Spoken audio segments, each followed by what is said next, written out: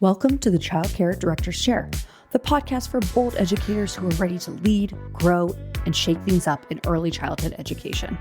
Whether you are a teacher eyeing that lead role, a lead stepping into leadership, or a center owner dreaming big, this is your space to grow with purpose and leave your mark. Hosted by heart-centered leadership coach Erica Sacoccio, each episode brings you real talk, actionable tools, and a contagious laugh or two, all designed to help you step into your next level with confidence. So pour your coffee, pop in those earbuds, and take your seat, because your leadership journey starts right now in the Child Care Director's Chair.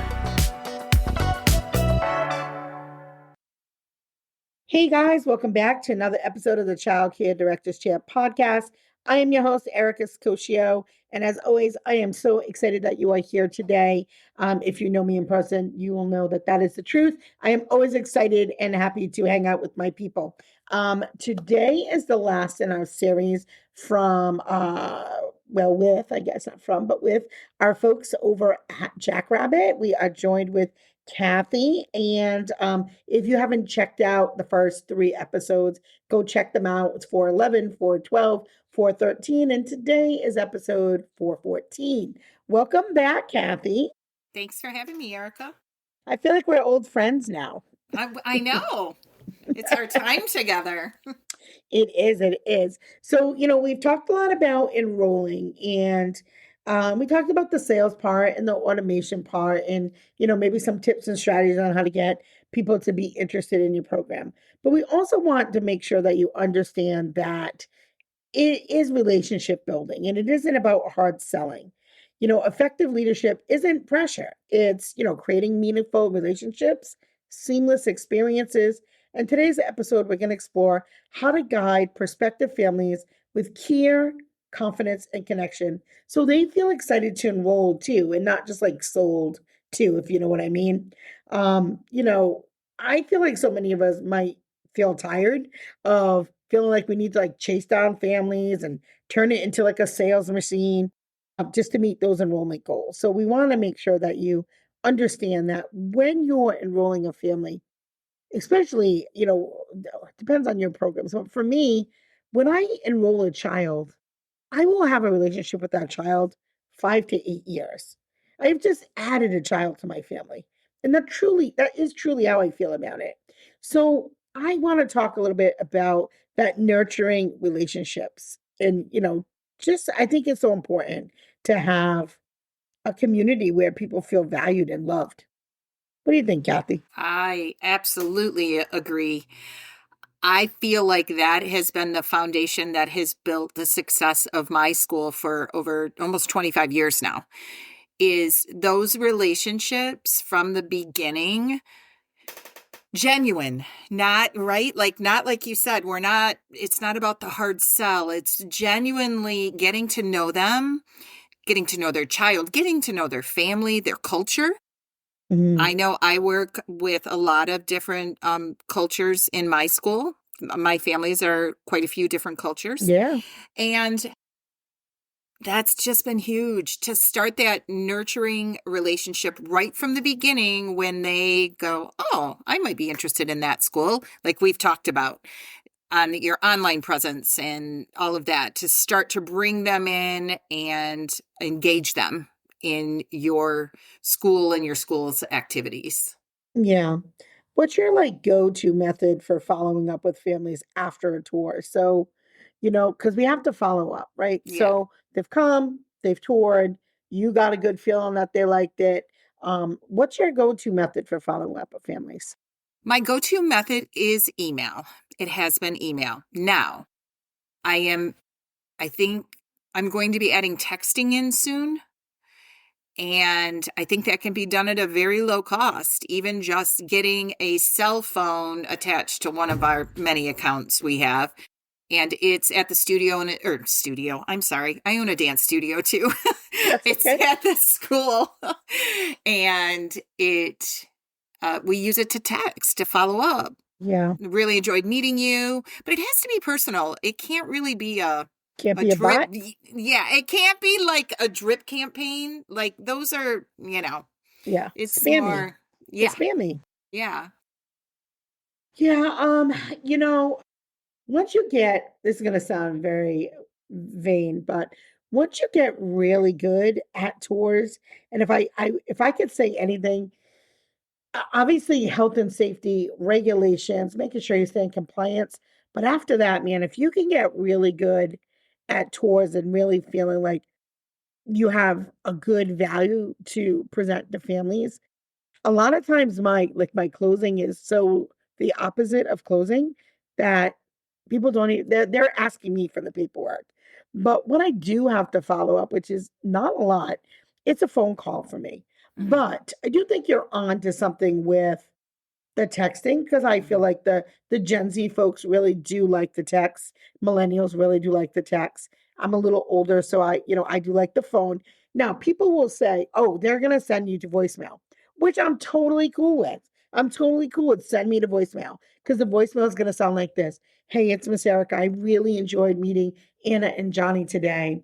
I particularly love that picture that she colored while she was in my office. I hung it on the door of my office. I hope she don't mind, and I really love that she signed it for me.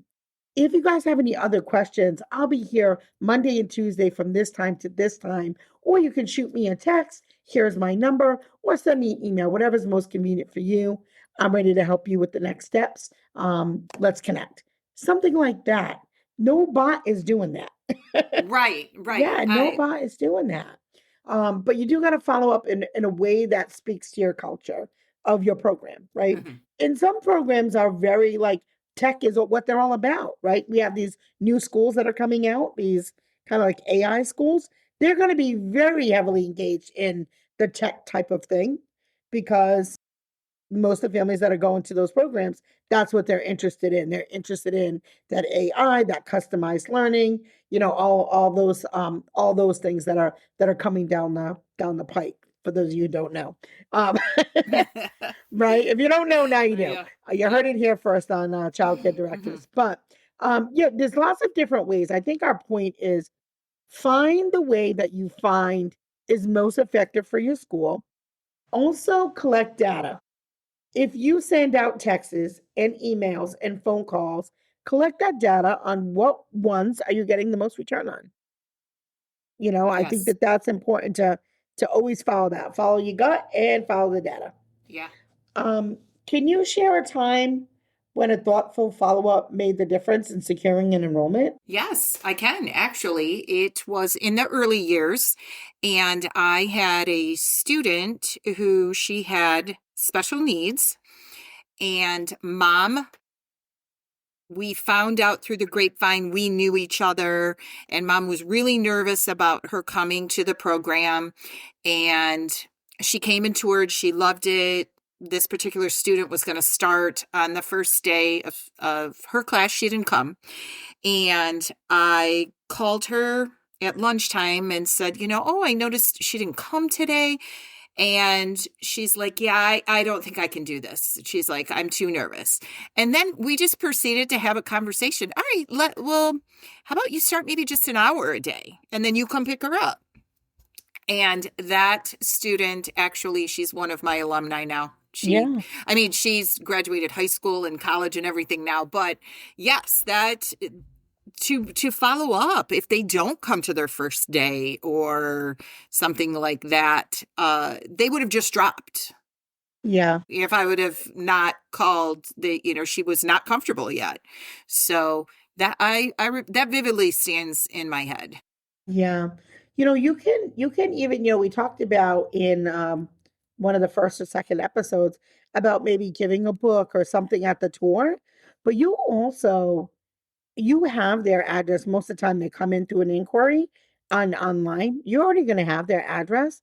You can already set that up. Maybe you send a little gift, a little thing, a little promo in the mail. You already know what day they're coming. Send it out that night in the mail. Send the little like book. It was signed. It was so nice to meet you. That kind of thing. You can do that too. So think outside of the box because everybody is going to send an email, a call, or something else. Not everybody's going to send a book. Not everybody's going to send a postcard or a coloring book or something. And I always like to target it towards the child. I don't know if Yes. it's yeah, I mean, a lot of times too. Do you have families bring the children to the tours when you set them up? Yes. Yeah. Yes. And they are allowed to play with whatever they want while we talk with the grown-ups talk. And the majority, yeah, they bring them. Yeah. I think that's just another way to be thoughtful instead of just like, oh, well, you're a child. Your child now has a name. You had a Yes. chance to meet them. Some quality that you liked about the child, or some quality in your program that you think the child will really benefit from based on now that you've met them. Just something that shows they're just not a number on your spreadsheet. So you're doing that relationship right from the beginning. And even if they don't rule, oh my gosh, you sent them a book for $2. It doesn't matter. They're going to remember that you sent the book. So just some food for thought. So how do you train your staff to participate in the follow-up process authentically? That's an interesting question. I think it is just embedded in my team's culture that we are all part of it. It takes, not one person can do it all. Not enrollment, not retention. It's all of us working together at every stage. So I think it's all hands on deck. I think we used this Yeah, term in the last we one or did. this It one. is I all can't hands on remember. deck. Yeah, yeah. Something that you really could do, that again, I want to give you some strategies that are just above and beyond what most folks are doing. Even if you do a little video with the teachers of the potential classroom and say, hey, Adam's family, it's Miss June, Miss June and Miss whatever. Um, we are so excited to have met you. We hope that you come back, or, something that has a face with it. It was so nice to meet you. And you could send that via an email. You can Mhm. say, or a picture of, the class, or just something that says, you belong here. So I would say definitely that's a way that you can pull your staff in, because again, yeah, your face, my face, but we're not the ones with the kids every day. Right. It's the teacher that they're really purchasing. I hate to say it that way, but Mhm. that's what they're buying into. They're buying into that person that's going to take a great deal of care of my child and teach them to their best ability. So Yeah. that's what you really want to showcase, the great things that you program. Um, so busy families walk away from the process feeling like a hassle, right? What does that enrollment process look like? You got to make sure that it's smooth, because sometimes it isn't. So what are some ways that you think families can, or not families, but centers can make the enrollment process a little smoother, a little more family friendly? I think the quickest way you can get through it is the best way to take yourself to the next step. I think I brought this up in one of our other episodes. Go through the process yourself. Have your teacher go through the process. Have your whatever go through the process. And was that easy? Was that hard? I didn't understand that. I mean, we understand it because we wrote it probably as Yeah. directors, and families are busy. They're busy, and in our society too, everything's got to be real quick, real quick. Yeah. I think parents really love having the forms available, either mobile Yes. friendly on your Yes, website. Parents, absolutely. yeah, and parents love it. And I'll say I love that parents can either pay online, sign Yeah. documents online digitally. I love not having to go to the bank anymore. I love that when somebody's card gets, fraud or whatever it is, they can go in themselves and switch Fix it. switch it and fix it. And I also feel secure that you've never given me your credit card information. So Yeah. there's no, concern that there was any breaches here on my end. So I think that makes parents feel that extra sense of security and safety. And, give Yes. families a checklist too. That's always helpful, with dates, deadlines, clear instructions, um, and offer to walk them through the process in person or over the phone if they get stuck. Yes, absolutely. Yeah. What's one thing that you have done to simplify your enrollment process that maybe has made a big difference? Definitely automating everything. And I will be completely honest, when I first started, Some child care management systems were out there, but I was too much of a control freak, so I designed my own system. But, it didn't have everything I needed. So then when I started to dip my toe into, I actually started with Jackrabbit Easy Care about 10 or 15 years ago. It helped me see that I can still customize things, but made it so much easier to get people into systems.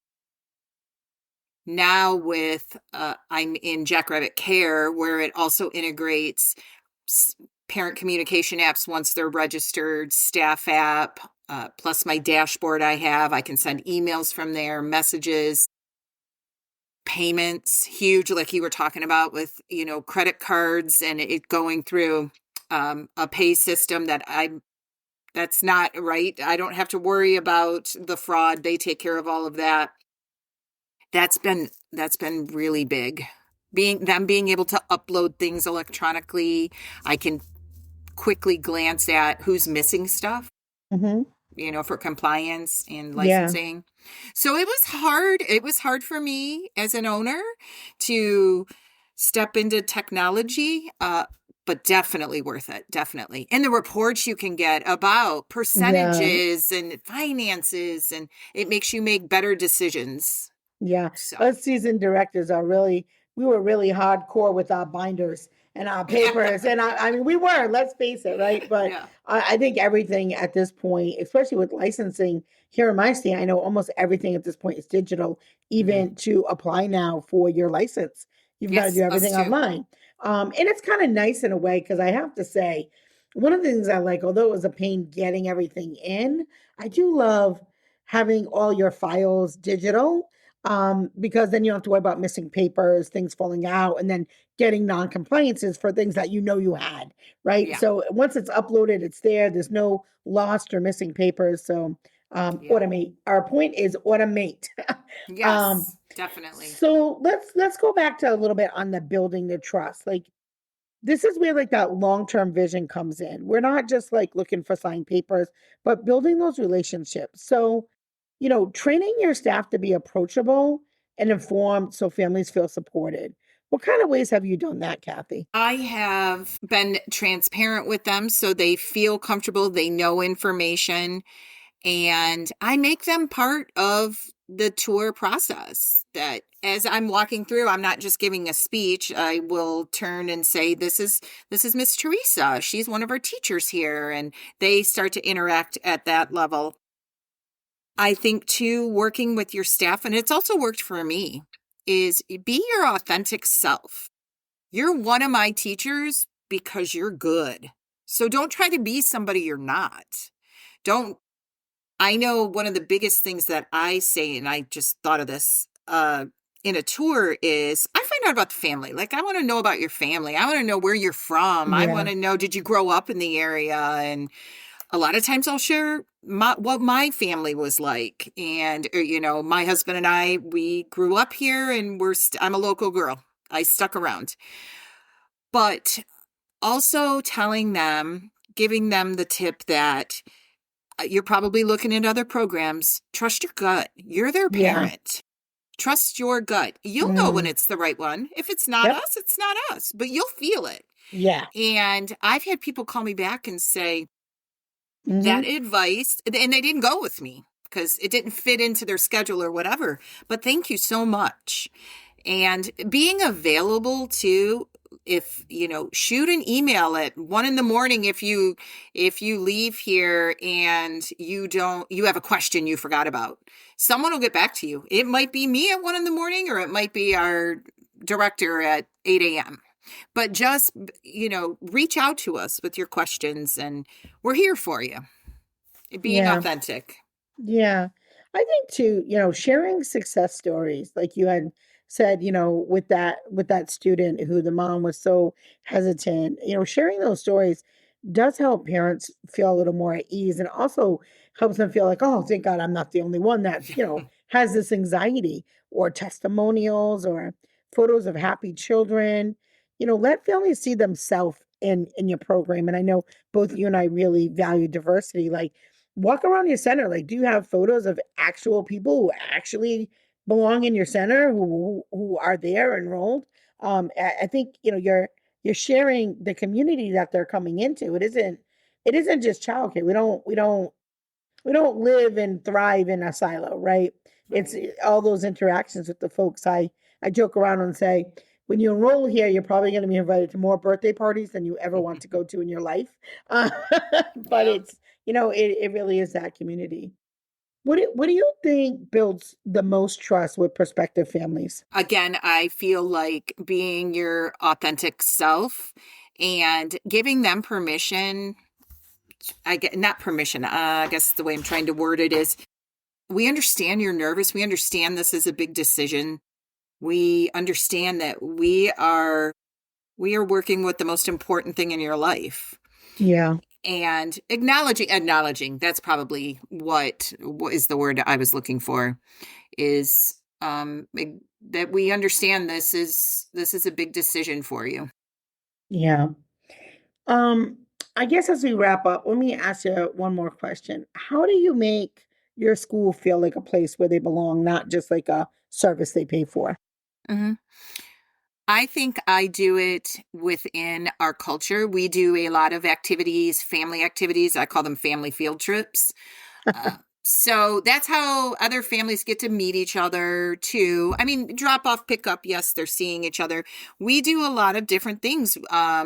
We do family field trips where we'll go to a theater together and see something, or on if we go on regular field trips, parents bring them there. I know in some centers that's not doable, uh, but just trying to make community moments for them that they feel comfortable when they walk in. They feel comfortable with not only the the faculty but also other parents in the building, and their child feeling comfortable, obviously, in having friends. So I try Yeah, to make opportunities where we can get together. yeah. I think great leaders play the long game. Like, we're not just selling those spots. You're building a community like we've talked about throughout today's episode. And when your systems reflect care, they reflect consistency, clarity, families lean into that. And then your team is aligned with that long-term vision. Enrollment becomes a natural byproduct of the culture that you've built. As you've said so many times, culture, which is exactly what I was going to say. It's all those little things, all those little moments, from the way that you greet them at the door, the way that you respond when they're upset that you've hmm lost the sock for the third time this month. hmm It's all those things. You are the architect of your school's experience, not just for the enrolled families, but for every single family who walks through your doors. And even the ones who are still deciding. Like I said, just because they haven't signed up that day doesn't mean that they're out of the equation. So Yeah. yeah. If this episode has reminded you that you don't need to be pushy to be powerful, then I want you to take just one action this week. Audit your follow up process. Is it warm? Is it timely? Is it easy for families to stay connected with you?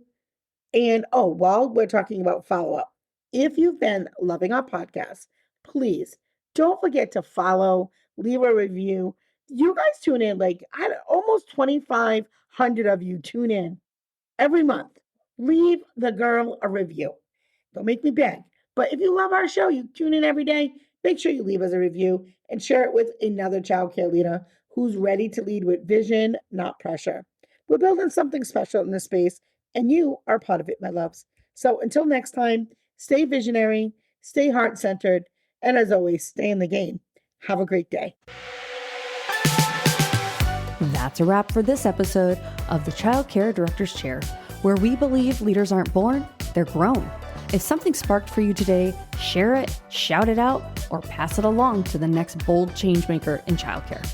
Don't forget to subscribe, leave a review, and stay connected with Erica Sakosio for more real talk leadership tools and a whole lot of inspiration. Until next time, lead with heart, grow with fire, and always remember, the chair is yours. Now own it.